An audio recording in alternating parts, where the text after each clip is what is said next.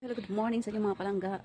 So nata diri sa likod sa kumbalay. So akong himuon akong giguba ang amo ang kural ba. Gikural magud man diri oh, tara ma. So giguba nako siya. Kay kaning among iro akong ibalhin diri. Among ibalhin ako siya diri. Kay para ang iring dili na makaani diri dapita. Oo. So gubo nako siya guys kay kani siya pag maguba nako siya, tanungan nako siya og ampalaya para ana na din siya. Oh. Ako siya mutang balay-balay. So mo na akong gilabhan gahapon ato isang adlaw daghan kayo. So mo ni kada ko ang amo ang likod guys oh. 1 meters and a half. Tapos atubangan pod 1 meters and a half pod ang kadakon. So gamay ra kayo ang ako ang space pero ganahan man jud ko magtanong mo na nga kanang mangita jud kag paagi para na kay katamnan di ba? So ayan, let's go guys. Magtrabaho na tayo para maging maluwag ang aking likod pa. Una na to ang balay ni Duki. Hello, Duki. Hello, Duki, Duki, Duki. Lipat ka namin dito, ha? Gupo na ito yung balay. Kaya para, di rin nakadapit sa may kusina. Kaya para ang kanang imong mga amigo nga ereng, dili na mo anhi dire.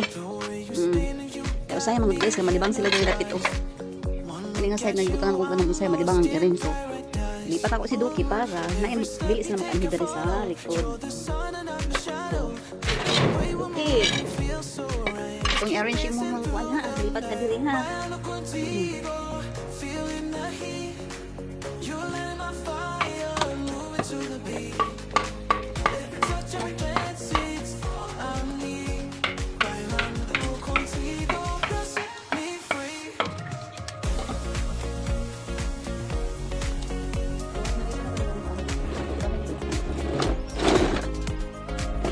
Baby, I don't wanna waste a second. Your vibes are language and I'm learning every lesson.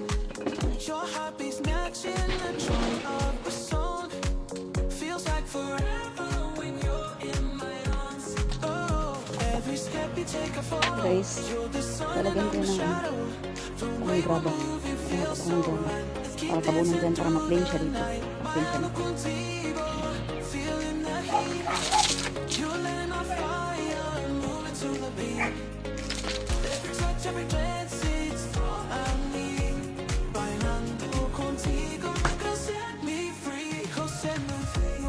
So ito ang bagong bahay ni Duki, ang bagong pwesto. Diyan na siya kasi dito siya. Lipat ko dyan para matanggal tong giharang na ko. Kasi sobrang sikip eh. Para maluwag-luwag na tong likod ng bahay ko. Para matamnan ko din dyan, lagyan ko ng mga bulaklak dyan. O diba? Ayan guys, ito po. Ayan, nilipat ko lang ang aking mga halaman dito, ang aking mga bigonya.